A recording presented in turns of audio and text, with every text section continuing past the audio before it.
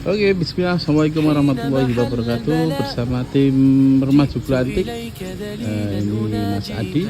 Kita selesai pekerjaan limasan tengahan ukuran 4 kali 12 meter.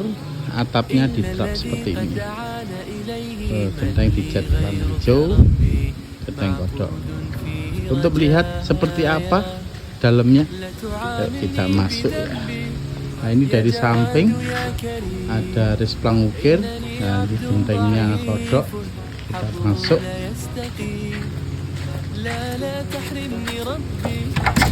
Oke, ini dia dalamnya. Oh, cakep banget, masya Allah. Ini soko 17 cm. Ini ukiran tempelnya, terus ukiran asli di soko. Ini untuk katek